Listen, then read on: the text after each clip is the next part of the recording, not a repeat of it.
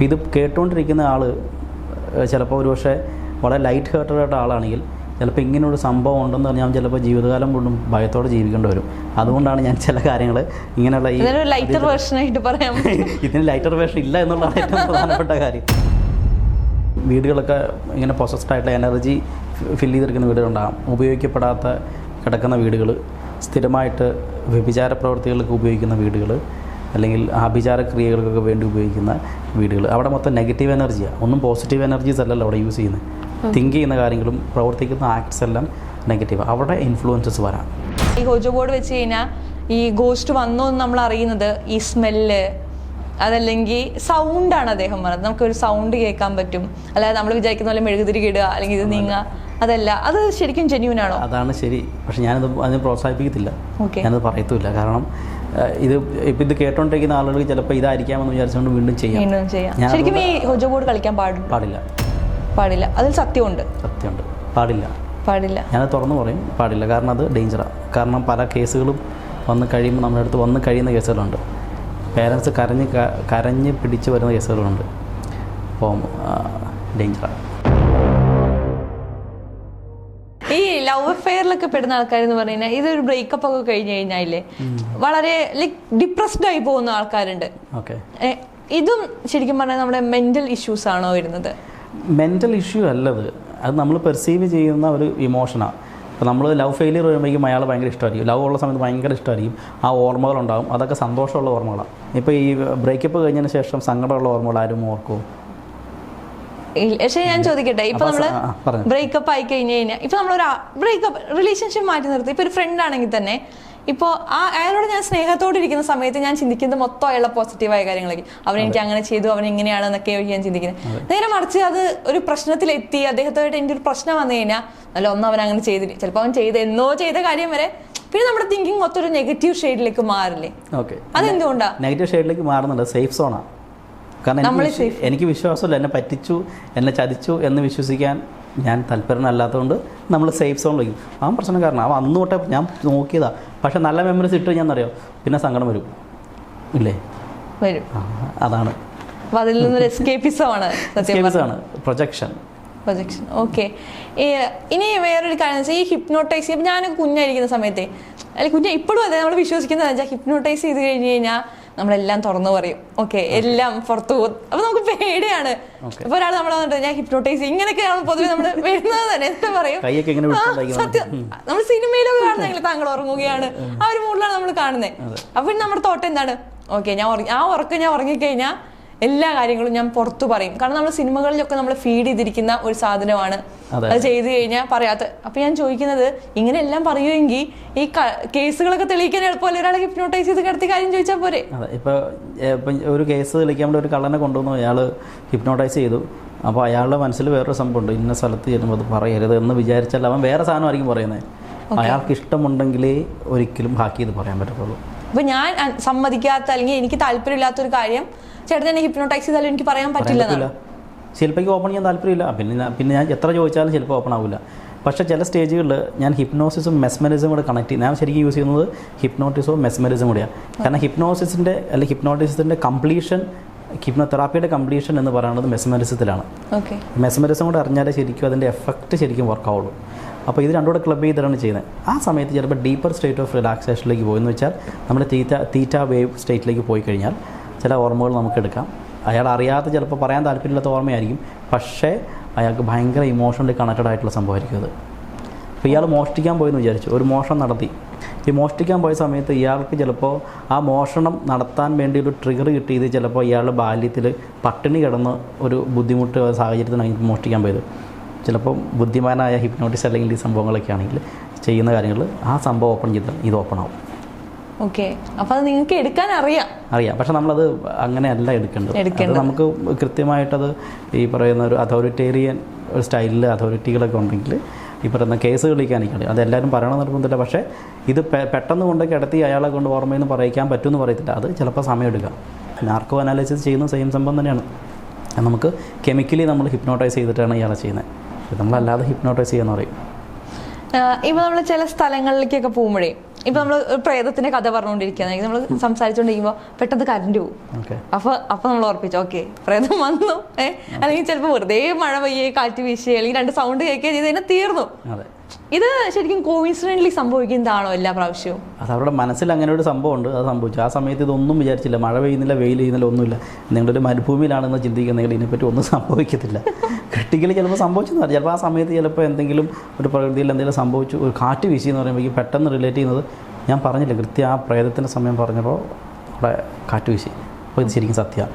പിന്നെ ചിന്ത അങ്ങനെയായി, അത് ഗ്രൂപ്പ് ഹിപ്നോസിസ് ആയി. ഒരാളല്ല 3-4 പേർ ഒന്നിച്ച് ഈ സാധനം ചിന്തിക്കുകയും ആ സെയിം ഓറ അല്ലെങ്കിൽ ആ സെയിം ഹിപ്നോട്ടിക് സ്റ്റേറ്റിലേക്ക് വരികയും ചെയ്യും. പിന്നെ അവർ കാണുന്ന കാര്യങ്ങൾ മൊത്തം ഹാലൂസിനേഷൻ ആയിരിക്കില്ലേ. ചോദിക്കട്ടെ, അങ്ങനെ ശരിക്കും ഈ ഒരു നെഗറ്റീവ് എനർജിയുടെ പ്രസൻസ് ഉള്ള സ്ഥലത്ത് ഇങ്ങനത്തെ സംഭവങ്ങളൊക്കെ സംഭവിക്കും?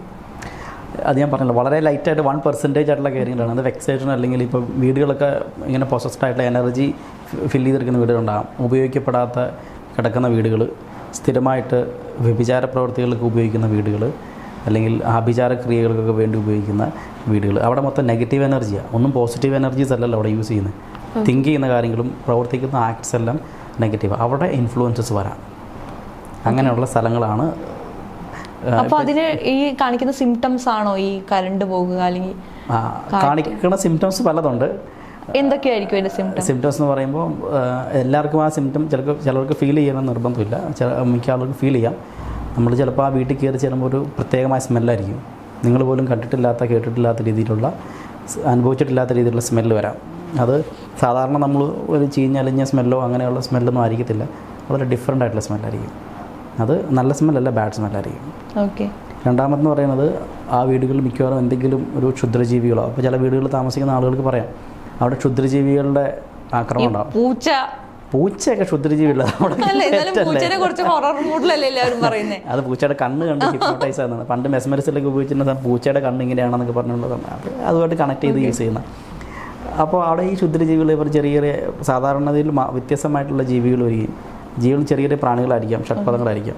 അപ്പോൾ ഇത് റിപ്പീറ്റായിട്ട് വരും. അപ്പോൾ നമ്മൾ എത്ര ശ്രമിച്ചാലും പോകില്ല, ഭയങ്കര ഡിസ്റ്റർബിങ് ആയിരിക്കും.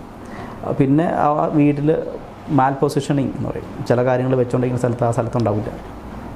ചിലപ്പോൾ നേരം വെളുത്ത് കഴിയുമ്പോഴേക്കും രാത്രി എഴുന്നേറ്റ് നോക്കുമ്പോൾ സ്ഥലം വേറെ സ്ഥലത്തായിരിക്കും, നേരം വെളുക്കുമ്പോൾ വേറെ സ്ഥലത്തുണ്ടാകും. ആരും വീട്ടിലുണ്ടായില്ലെങ്കിൽ തന്നെയാണെങ്കിലും. പിന്നെ ചിലപ്പോൾ സിനിമകളിലെ കാണുന്ന പോലെ ചില കാര്യങ്ങളൊക്കെ നടക്കാറുണ്ട്.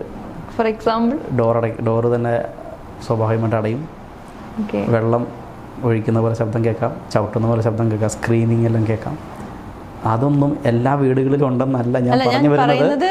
ഇത് ആക്ച്വലി സംഭവിക്കാം. യെസ്, ഇത് മൊത്തത്തിൽ നമുക്ക് ഇഗ്നോർ ചെയ്യേണ്ട ഒരു കാര്യമല്ല. ഇഗ്നോർ ചെയ്യാൻ പറ്റില്ല. ഇതും സംഭവിക്കാവുന്നതാണ്. ഇതും സംഭവിക്കാം. കാരണം നമ്മൾ പൊതുവെ വിശ്വസിക്കുന്ന ഇതൊക്കെ ചുമ്മാ പറയുന്നതാണ് എന്ന് നമുക്കൊരു ഫീഡ് ഉണ്ടല്ലോ. പക്ഷെ ഇത് സയന്റിഫിക്കലിയും ഇത് സംഭവിക്കാവുന്നതാണ്. സയൻറ്റിഫിക്കലി സംഭവിക്കാവുന്നതാണ്. പക്ഷേ സയൻറ്റിഫിക്കലി അതുകൊണ്ട് ഞാൻ പറഞ്ഞത് 99% സൈക്കോസൊമാറ്റിക് അല്ലെങ്കിൽ ഇഡിയോമോട്ടോർ റെസ്പോൺസ് എന്നൊക്കെ പറയും. നമ്മളറിയാതെ ഒരു സാധനം മൂവ് ചെയ്യാൻ പറ്റും, അല്ലെങ്കിൽ ഇഡിയോമോട്ടോർ റെസ്പോൺസ് എന്ന് പറയുന്ന രീതിയിൽ വരുന്ന. പക്ഷേ അതിൽ 1% ആണ് ഞാൻ പറഞ്ഞത്. അത് ഇഡിയോമോട്ടോർ റെസ്പോൺസ് അല്ലാത്ത കാറ്റഗറിയിലേക്ക്. ഇത് കണ്ടുപിടിക്കുക എന്ന് പറയുന്നതാണ് ഏറ്റവും ബുദ്ധിമുട്ട്. ഇത് ഇഡിയോമോട്ടോർ റെസ്പോൺസ് ആണോ സൈക്കോളജിക്കൽ ഇഷ്യൂസ് ആണോ അത് കണ്ടുപിടിക്കണമെങ്കിൽ ഇതിനകത്ത് എക്സ്പേർട്സ് ഉണ്ടെങ്കിലേ കണ്ടുപിടിക്കാൻ പറ്റുള്ളൂ. അത് ഈ പറയുന്ന എക്സോർസിസ്റ്റുകളൊക്കെ വേണം. എക്സോർസിസ്റ്റ് എന്ന് കേട്ടിട്ടുണ്ടാവായിരിക്കുമല്ലോ, അവർക്കൊക്കെയാണ് കണ്ടുപിടിക്കാൻ പറ്റുള്ളൂ. അത് ഭയങ്കര കോൺട്രവേഴ്സിയലാണ് എക്സോർസിസ്റ്റ് എന്ന് പറയുമ്പോൾ. ആൾക്കാർ വിശ്വസിക്കുന്നില്ല അങ്ങനെ ഒരു സംഭവം ഉണ്ടോ ഇല്ലയോ. അങ്ങനെ ഒരു സംഭവം അതെ, പക്ഷെ ആൾക്കാർക്ക് ആവശ്യമാണ് താനും. ആൾക്കാർ പലതും ഈ പറയുന്ന എക്സോർസിസ്റ്റ് വേണം, അങ്ങനെ വേണം, അങ്ങനെ വേണം എന്നൊക്കെ പറഞ്ഞ ആൾക്കാർ നടക്കാറുണ്ട്. ശരിക്കും ഈ എക്സോർസിസത്തിന്റെ പ്രോസസ്സ് എങ്ങനെയാണ് വരുന്നത്? അത് അറിയുമെങ്കിൽ എൻ്റെ ഒരു കൗതുകം പറയാൻ പാടില്ലാത്ത ചില കാര്യങ്ങൾ, അതുകൊണ്ട് ഞാൻ ഡിസ്ക്ലോസ് ചെയ്യാത്തത്. കാരണം നമുക്ക് ഞാൻ എക്സോർസിസ്റ്റ് ഞാൻ പഠിച്ചുകൊണ്ടിരിക്കുകയാണ്. എക്സോർസിസ്റ്റ് ആണ്, ഞാൻ ചെയ്യത്തില്ല. കാരണം ചെയ്യണമെങ്കിൽ നമുക്ക് ഓതറൈസ്ഡ് ഹാൻഡ്സ് വേണം. നമുക്കറിയാൻ പറ്റും. നമുക്ക് ഹിപ്നോസിൽ നമുക്ക് പഠിക്കുമ്പോൾ ചില കാര്യങ്ങൾ അറിയാൻ പറ്റും. I am trained under Father Vincent Lambert എന്ന് പറയും. അപ്പോൾ അച്ഛൻ്റെ കീഴിലാണ് ഈ പറയുന്ന ഈ എക്സോർസിസം സംഭവം ഞാൻ ട്രെയിൻഡ് ആയിക്കൊണ്ടിരിക്കുന്നത്. അപ്പോൾ നമുക്കത് എല്ലായിടത്തും കൊണ്ട് അപ്ലൈ ചെയ്യാൻ പറ്റത്തില്ല. അത് വളരെ റെയർ ആയിട്ടുള്ള കേസുകളിൽ പ്രശ്നം വരണ സമയങ്ങളിൽ നമുക്കത് ജഡ്ജ് ചെയ്തെടുക്കാൻ പറ്റും. ഇപ്പോൾ കുറച്ച് മുന്നേ പറഞ്ഞല്ലോ ഒരു 1% അങ്ങനത്തെ വല്ല എക്സ്പീരിയൻസ് ഉണ്ടായിട്ടുണ്ടോ? 1% എക്സ്പീരിയൻസ് ഉണ്ടായിട്ടുണ്ടോ എന്ന് വെച്ചാൽ ഉണ്ടായിട്ടുണ്ട്. പറയാൻ പറ്റുമോ? പറയാൻ വേണ്ടി ആൾക്കാർ ചില കാര്യങ്ങൾ ചിലപ്പോൾ ഇതെന്നറിയാം ഞാൻ പറയാത്തതിൻ്റെ കാരണം വെച്ചാൽ ചില നമുക്ക് അതീന്ദ്രിയമായ ചില കാര്യങ്ങളായിരിക്കാം. ചില പേടിയുണ്ടാകാം. ഇപ്പോൾ ഇത് കേട്ടുകൊണ്ടിരിക്കുന്ന ആൾ ചിലപ്പോൾ ഒരു പക്ഷേ വളരെ ലൈറ്റ് ഹേർട്ടഡ് ആയിട്ട് ആളാണെങ്കിൽ ചിലപ്പോൾ ഇങ്ങനെയൊരു സംഭവം ഉണ്ടെന്ന് പറഞ്ഞാൽ ചിലപ്പോൾ ജീവിതകാലം കൊണ്ടും ഭയത്തോടെ ജീവിക്കേണ്ടി വരും. അതുകൊണ്ടാണ് ഞാൻ ചില കാര്യങ്ങൾ ഇങ്ങനെയുള്ള ലൈറ്റർ വേർഷനായിട്ട് പറയാം. ഇതിന് ലൈറ്റർ വേർഷൻ ഇല്ല എന്നുള്ളതാണ് ഏറ്റവും പ്രധാനപ്പെട്ട കാര്യം. സോ അങ്ങനെ അനുഭവപ്പെടുന്നവർ സൗണ്ട് ഞാൻ ഒരു ശബ്ദം മാറും. സംസാരിച്ചുകൊണ്ടിരിക്കുന്ന ആൾ ചിലപ്പോൾ ഭാഷ മാറും. അങ്ങനെ സംസാരിച്ചിട്ടുണ്ടോ ആരോടെങ്കിലും? ഒരു ശബ്ദമല്ല, റോബോട്ടിക് സൗണ്ട് വരും. 3-4 പേര് സംസാരിക്കുന്നവർ വരും. ഒരാളുടെ ത്രോട്ടിൽ നിന്ന് 4 പേര് 5 പേര് സംസാരിക്കുന്ന രീതിയിൽ ടോൺ വരാൻ പറ്റുമോ?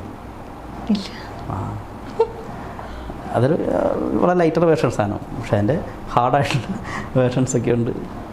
ഫിസിക്കൽ ഷേപ്പ് മാറും, നമ്മുടെ ഫിസിക്കൽ അപ്പിയറൻസ് മാറും. ഞാൻ പാസ്റ്റ് ലൈഫ് റിഗ്രഷൻ ചെയ്തുകൊണ്ടിരുന്നപ്പോൾ എനിക്കൊരു നല്ല സംഭവം അനുഭവിച്ചതാണ്. നെഗറ്റീവ് എനർജി ഉണ്ടോ എന്ന് ചോദിക്കുന്ന ആളുകൾക്ക് നെഗറ്റീവ് എനർജി ഇല്ലെന്നുള്ളതാണ് യാഥാർത്ഥ്യം. അതെന്താ? കാരണം നെഗറ്റീവ് എനർജി ഉണ്ടെങ്കിൽ അത് റിഫ്ലക്റ്റ് ചെയ്യത്തില്ല, പുറത്ത് കാണിക്കില്ല.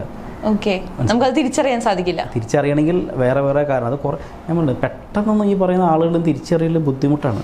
അതുകൊണ്ടാണ് എല്ലാം നമ്മൾ അതിനകത്ത് അപ്ലൈ ചെയ്യാൻ പാടില്ല എന്ന് പറയുന്നതിൻ്റെ കാരണം. സൈക്കോസോമാറ്റിക് അല്ലെങ്കിൽ സൈക്കോളജിക്കൽ ഇഷ്യൂസാണ് മിക്ക ആളുകളുടെയും ഇത്തരത്തിലുള്ള ഇഷ്യൂസ് വരിക. അല്ലാതെ എല്ലാം വരുന്ന ആൾ എനിക്ക് നെഗറ്റീവ് എനർജി ഉണ്ട്, എൻ്റെ വീട്ടിൽ നെഗറ്റീവ് എനർജി ഉണ്ട്, അങ്ങനെ ഉണ്ടെന്നൊക്കെ പറയുന്നതൊക്കെ അത് വെറുതെ മനസ്സിൻ്റെയാണ്. ആർക്കും അതിനകത്ത് ഒരു ഭയവും വേണ്ട, പേടിക്കുകയും വേണ്ട.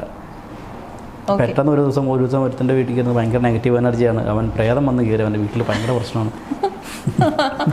അതൊക്കെ നമ്മൾ അസോസിയേറ്റ് ചെയ്തിരിക്കുന്ന എന്തൊക്കെയോ ഓർമ്മകളുടെ ഉള്ളിൽ കിടക്കുന്ന പ്രശ്നങ്ങളുമായിട്ട് കണക്ട് ചെയ്തിരിക്കുന്നുണ്ടാകും.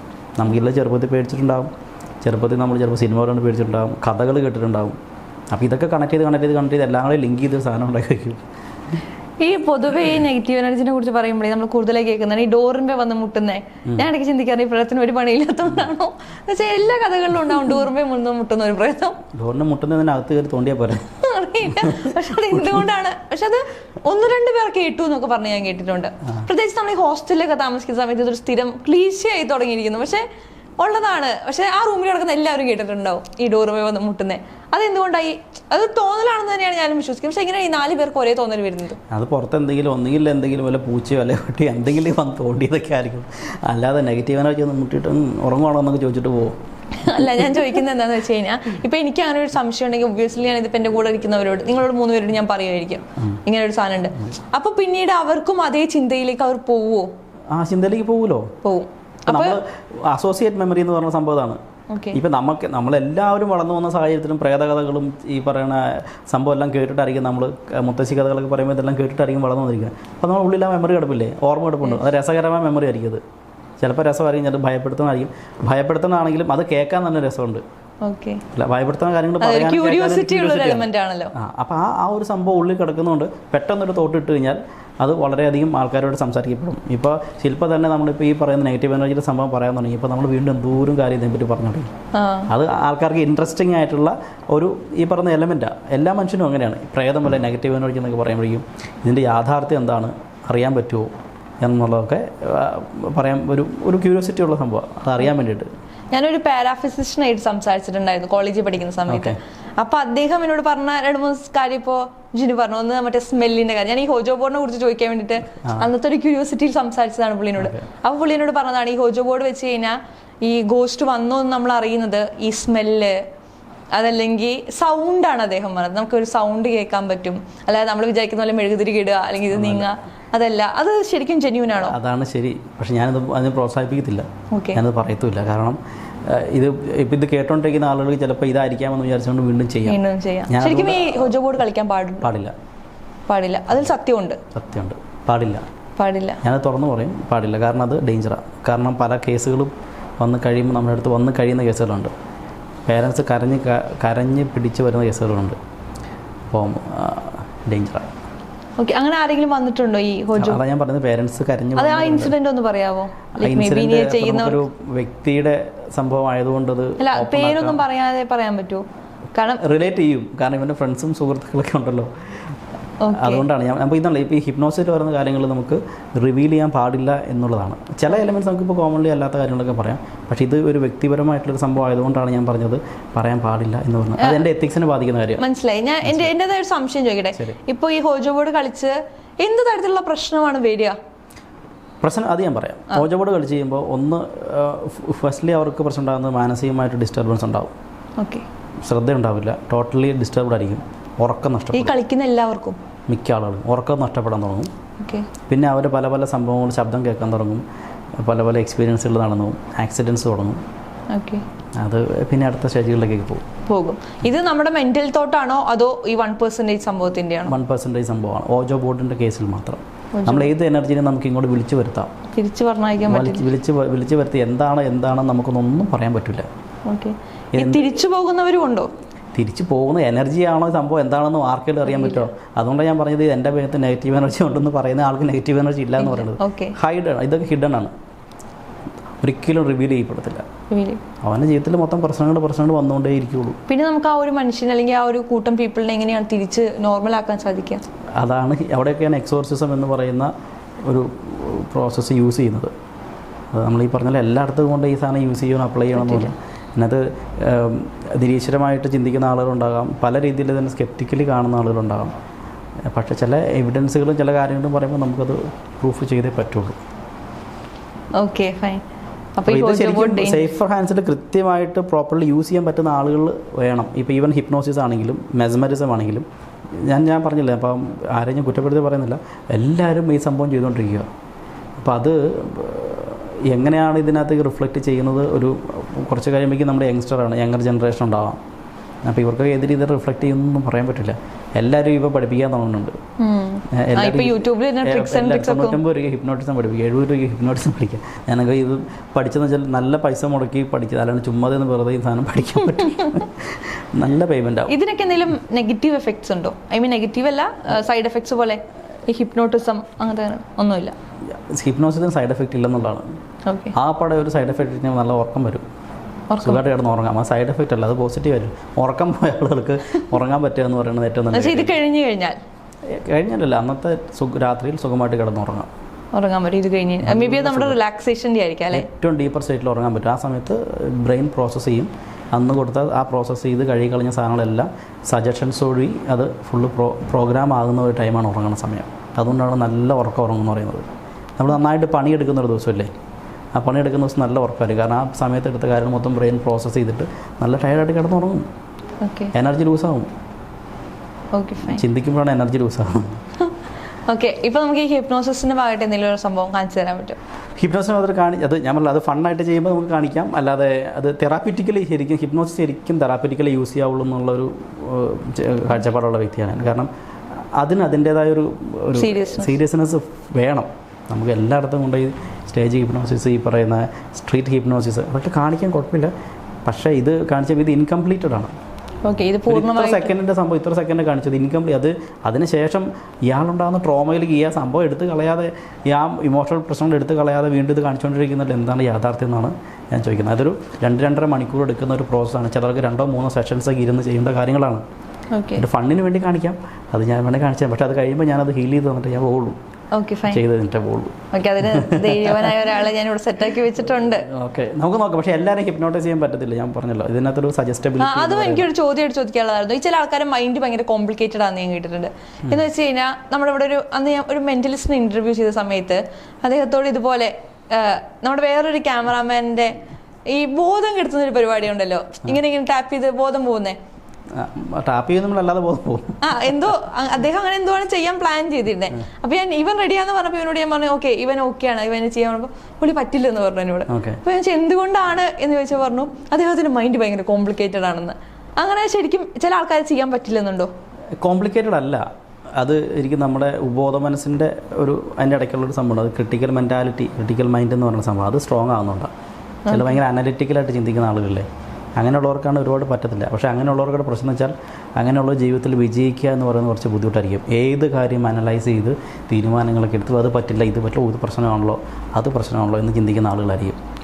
അപ്പോൾ അങ്ങനെയുള്ളൊരു സജസ്റ്റബിൾ അല്ല. എല്ലാവരും പറയും എന്നെ ഹിപ്നോട്ടൈസ് ചെയ്യാൻ പറ്റത്തില്ല, നീ ഒന്ന് നോക്കണം എന്ന് പറയുന്നത് എല്ലാവരും മഹിമയായിരിക്കും എന്ന് വിചാരിച്ചുകൊണ്ടിരിക്കുന്നത് അല്ല. ഓക്കെ, എന്തായാലും ഞാനിപ്പോൾ ഒരു ആളെ തരാം. പക്ഷേ ഞാൻ ഇത് മെസ്മറിസം യൂസ് ചെയ്യാം. ചിലപ്പോൾ മെസ്മറിസം എന്ന് പറയുന്നത് നമുക്ക് ഇപ്പം എത്ര സജസ്റ്റബിൾ അല്ലാത്ത ആളുകളെ മെസ്മറിസം എന്ന് പറയുന്ന എനർജി പാസിലൂടെ നമുക്ക് എന്തായാലും നോക്കാം. പക്ഷേ ഞാൻ ഇന്ന് ഉറപ്പൊന്നും പറയുന്നില്ല, പക്ഷേ എങ്കിലും ലെറ്റ്സ് സീ.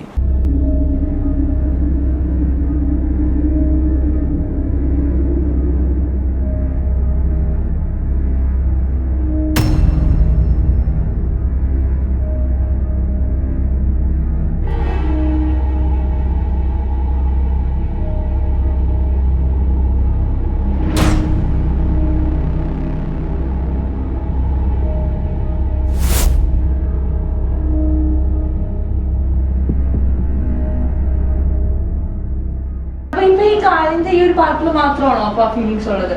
അത് ഞാൻ ഈ പോർഷൻ നമ്പാക്കിയതിന് ശേഷമാണ് ചെയ്തത്. അപ്പൊ ഇത് വലിയ സംഭവമൊന്നുമല്ല. ഇന്ന് പറയുന്നത് നമ്മൾ പണ്ടൊക്കെ ഈ പറയുന്ന യുദ്ധകാലഘട്ടങ്ങളിലൊക്കെ വേൾഡ് വാറിന്റെ സമയത്തൊക്കെ അവർക്ക് മോഷൻ കിട്ടുന്ന സമയത്ത് ഇഞ്ചെക്ട് ചെയ്തിട്ടാണ്, വെറുതെ ഡിസ്റ്റിൽ വാട്ടർ ഇഞ്ചെക്ട് ചെയ്തിട്ടാണ് കാലൊക്കെ മുറിച്ചത്. അതൊരു പ്ലാസേബോ ഫീൽ വരും. ഇത് ഇങ്ങനെയാണെന്ന് നമുക്ക് ഫീൽ മനസ്സിലാക്കി ഫീൽ കഴിഞ്ഞാൽ ഓട്ടോമാറ്റിക്കലി അതങ്ങനെയാണ്. അപ്പൊ ഇവിടെ ഞാൻ സബ് കോൺഷ്യസ് മൈൻഡിലേക്ക് പറഞ്ഞിരിക്കുന്നത് കാല് ഒരു ഫീലിങ്സും ഇല്ല, നമ്പായിരിക്കും. അപ്പൊ അതുകൊണ്ട് ഫീഡ് ചെയ്തത് അപ്പൊ അവന്റെ ആളുടെ കാലം ഫീൽ ചെയ്തിട്ട് നമ്പാണെന്ന് പറഞ്ഞു. ഞാൻ തീരെ ഫീൽ ചെയ്തില്ല.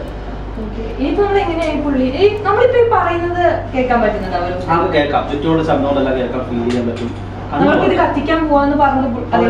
ഞാൻ അതുകൊണ്ടാണ് ഞാൻ ഇത് കത്തിക്കുന്ന ശബ്ദം കേൾക്കുക. കാരണം അങ്ങനെ പറഞ്ഞ പെട്ടെന്ന് ക്വാളിറ്റീസ് ആകാൻ ചിലത്. അപ്പൊ അത് അല്ലാതെ ചെയ്തു. പിന്നെ നമ്മളിപ്പോ ഇത് കഴിഞ്ഞിട്ട് തെറാപ്പി കഴിഞ്ഞിട്ട് ഞാൻ എഴുതിപ്പിക്കുള്ളതാണ്. കാരണം ഇത് പേര് ഫണ്ടിന് വേണ്ടി ചെയ്തു. പക്ഷെ ഇതിന്റെ ഉള്ളിൽ ചിലപ്പോൾ വേറെ എന്തെങ്കിലും മാനസിക വിഷമം കേൾക്കുന്നുണ്ടാകാം. ഈ ട്രാൻസ് സ്റ്റേറ്റ് എന്ന് പറഞ്ഞാൽ ഈ ഹിപ്നോട്ടിക് സ്റ്റേറ്റിന് പറയുന്ന അവസ്ഥ തന്നെയാണ് ട്രാൻസ് എന്ന് പറയുന്നത്. ഈ ട്രാൻസ് സ്റ്റേറ്റ് ചെന്ന് കഴിഞ്ഞാൽ ഇവിടെ മനസ്സിൽ കിടക്കുന്ന ഇമോഷൻസ് എന്താണോ ഓപ്പൺ ആവണോ നമുക്കൊന്നും പറയാൻ പറ്റില്ല. ചിലപ്പോൾ ഭയങ്കര ഇമോഷണലി കണക്ട് ചെയ്ത സാധനമായിരിക്കും. അപ്പൊ അതിന് നമ്മൾ ഹീൽ ചെയ്ത് അയാളെ ടോട്ടലി ഹീൽ ചെയ്തിട്ട് ഇറക്കാവുള്ളൂ എന്നുള്ളതാണ് ഹിപ്നോസിസ് എന്ന് പറയുന്ന സംഭവത്തിന്റെ കാരണം. ഇതൊക്കെ ഫണ്ടിന് ചെയ്യുന്ന കാര്യമാണ്, സ്റ്റേജ് പെർഫോമൻസിന് ചെയ്യുന്ന സംഭവമാണ്, ഹാലൂസിനേഷൻ ആൾക്കാരെ കാണിച്ചു കൊടുക്കുക, അങ്ങനെ ചെയ്യുന്ന കാര്യമാണ്. പക്ഷെ ഒരിക്കലും അത് അങ്ങനെ ചെയ്യാൻ പാടില്ല. ആദ്യം പറഞ്ഞ പോലെ ചെയ്യാൻ പാടില്ല. നമ്മളിപ്പോ ഈ പള്ളികളിലൊക്കെ കണ്ടിട്ടില്ലേ, അതും ഈ മെത്തേഡ് തന്നെയാണ്. പള്ളിയിൽ വല്ല റിലീജിയൻ ഞാൻ കുറ്റം പറയില്ല. പക്ഷെ ചിലപ്പോൾ ചിലപ്പോൾ മതപരമായ കാര്യങ്ങൾ പോയാലാണെങ്കിൽ വിശ്വാസമുള്ളത്, പള്ളിയിൽ പോയാലായിരിക്കും, അമ്പലത്തിൽ പോയാലായിരിക്കും, ചിലപ്പോൾ ആ സ്ഥലത്ത് പോയാലായിരിക്കും അവർക്ക് ഒരു മനസ്സിന്റെ ആശ്വാസം കിട്ടും. അത് മെസ്മരിസം എന്ന് പറയുന്ന രീതിയിൽ മിസ്യൂസ് ചെയ്യപ്പെടും. ഞാൻ ആദ്യം കാണിച്ചില്ല, ഇപ്പോൾ ആൾ വീഴുന്ന പറഞ്ഞു ഫീൽ ചെയ്യും. ചിലപ്പോൾ മെസ്മരിസം ക്രൈസിസ് എന്ന് പറയാം. അപ്പോൾ നമ്മൾ കൈകളിട്ടിങ്ങനെ കഴിച്ചുകൊണ്ടിരിക്കും, കൈകളിട്ടുണ്ടെങ്കിൽ കാലിട്ടുണ്ടെങ്കിൽ അതൊക്കെ മെസ്മരിസം ക്രൈസിസ് ആണ്. അത് ചിലപ്പോൾ അറിയാതെ തന്നെ ഇപ്പോൾ ഈ ഗ്രൂപ്പിലുള്ള ആളുകൾ ആണെങ്കിൽ അവരോട് പറയാതെ തന്നെ വൺസ് ക്രിയേറ്റ് ചെയ്ത് വെച്ചിരിക്കുന്ന ഒരു സിറ്റുവേഷൻ ആണെങ്കിൽ അത് അതേപോലെ തന്നെ വീണ്ടും ആ സമയത്തുണ്ടാവും. ഞാനിപ്പോ എണീപ്പിക്കാം. എണീപ്പിന് ശേഷം ഞാൻ എന്തായാലും ഫുൾ ഹീലിംഗ് എന്തായാലും സെഷൻ കൊടുക്കണം. Just take a deep breath, hold it relaxed and totally feel relaxed. ഞാൻ 1 തൊട്ട് 3 വരെ കൗണ്ട് ചെയ്യുമ്പോൾ ടോട്ടലി റിലാക്സ്ഡ് ആയി, വളരെ കംഫർട്ടബിൾ ആയി, ഭയങ്കര എനർജറ്റിക് ആയിട്ട് സെറ്റ് നിർത്താം. നിങ്ങൾക്ക് യാതൊരുവിധ ഫീലിങ്സോ കൈക്ക് പെയിനോ അതാണെന്നൊന്നും ഉണ്ടാവില്ല. വളരെ സ്റ്റേറ്റിലായിരിക്കും കേട്ടോ, വളരെ റിലാക്സ്ഡ് ആയിരിക്കും. If you agree to that ഈ കാര്യം കംപ്ലീറ്റ് ആക്കാം. Very good. ഓക്കെ, 1 2 കണ്ണ് തുറക്കാൻ പറ്റില്ലെങ്കിൽ കണ്ണ് തുറക്കാൻ പറ്റും. ചില വലിച്ചു പിടിക്കരുത്. 3 open your eyes and come to the പ്രഷൻ. ഹാപ്പി അല്ലേ? ഇത് ശരിക്കും സന്ധ്യ എന്താ സംഭവിച്ചേ, അതോ ചുമ്മാ ഫേക്ക് ആണോ, അഭിനയിച്ചതാണോ? എനിക്കിപ്പം അഭിനയിക്കേണ്ട കാര്യമില്ല. ബട്ട് പിന്നെ എൻ്റെ ഉപബോധ മനസ്സിൽ എൻ്റെ റൈറ്റ് സൈഡിൽ ക്യാമറ ഇരിപ്പുണ്ട്, ബാക്കിൽ ലൈറ്റ് ഇരിപ്പുണ്ട്, ഫ്രണ്ടിൽ ലൈറ്റ് ഇരിപ്പുണ്ട് എന്നൊരു സാധനമുണ്ട്. അപ്പോൾ ഞാൻ എൻ്റെ ബോഡി തളർന്നിങ്ങനെ എങ്ങോട്ടോ പോകുന്നത് എനിക്ക് ഫീൽ ചെയ്യാൻ പറ്റും. അപ്പോൾ ഞാൻ എന്താ സംഭവിച്ചതെന്ന് വെച്ച് കഴിഞ്ഞാൽ ഞാൻ തന്നെ കൺട്രോൾ ചെയ്യാൻ ശ്രമിക്കുന്നുണ്ട് അവിടെ. ഐ മീൻ ഇങ്ങോട്ടും വീണ എൻ്റെ ഈ സാധനങ്ങളാണ്, എൻ്റെ പൈസയാണ് പോകുന്നത്, ഫീൽ ചെയ്യുന്നുണ്ട്. ബട്ട് പക്ഷെ ഞാൻ കയ്യിൽ നിന്ന് പോയി വീണു. അപ്പം ഒരു പരിധി വരെ ഞാൻ നിങ്ങളുടെ മുന്നിൽ തോറ്റു തരാതിരിക്കാൻ വേണ്ടി ഞാൻ പിടിക്കുന്നുണ്ടായിരുന്നു. ഐ മീൻ എവിടെയെങ്കിലും ഒന്ന് പോരുത് അങ്ങനെ അങ്ങ് തോറ്റൊക്കെ മതി. ഇനി മറിഞ്ഞ വീണ്ടും ഞാൻ എന്തെങ്കിലും രഹസ്യം വിളിച്ചു പറഞ്ഞാൽ ഇവരൊക്കെ കേൾക്കില്ലേ, അതുകൊണ്ട് ആ ഒരു സാധനം ഉണ്ടായിരുന്നു. പക്ഷെ വീണു. എനിക്കിവിടെ പറയുന്നത് കേൾക്കാമായിരുന്നു. പക്ഷെ ഇപ്പം ഞാൻ സ്ഥിരമായി കണ്ടുകൊണ്ടിരിക്കുന്നവർ, അതായത് എൻ്റെ കൂടെ വർക്ക് ചെയ്യുന്നവരുടെ ശബ്ദങ്ങളാണ് എനിക്ക് കൂടുതലായി റിലേറ്റ് ചെയ്തത്. ഇതായത് കണ്ണ് ഓപ്പൺ ചെയ്യാൻ പാടായിരുന്നു. കണ്ണടച്ചിരിക്കുമ്പോൾ എന്തോ ഒരു ഐ മീൻ എനിക്ക് തോന്നുന്നു ആ മുന്നിലിരിക്കുന്ന ആ ലൈറ്റിൻ്റെ ആകാം ഒരു സാധനം ഇങ്ങനെ ഇവിടെ ഇങ്ങനെ, അത് ആ ലൈറ്റിൻ്റെ ആയിരിക്കും, അതൊരു കളർ ലൈറ്റ് ആയതുകൊണ്ടായിരിക്കും. ഹിപ്നോട്ടിക് സ്റ്റേറ്റിൽ കണ്ണ് ഭയങ്കരമായിട്ട് അടഞ്ഞു പോകും, നമുക്ക് തുറക്കാൻ പറ്റില്ല. അത് നമ്മൾ വിചാരിക്കും. അല്ല, ഞാൻ അത് പല സമയത്തും കണ്ണ് തുറക്കണമെന്ന് ഞാൻ വിചാരിച്ചു. ഐ മീൻ ഈ വീണ് പോകുമെന്ന് തോന്നിയപ്പോൾ ഇതിവിടെ നിർത്താം, കണ്ണ് തുറക്കാം. പക്ഷെ ആ സമയത്ത് എനിക്ക് കണ്ണ് തുറക്കാൻ പറ്റില്ല. ഓക്കെ, എന്തായാലും താങ്ക് യു സോ മച്ച് ഇത്രയും ടൈം നമുക്ക് സ്പെൻഡ് ചെയ്തതിന്. Thank you Shilpa, thank you for the opportunity and thank you so much. Hope you are fine.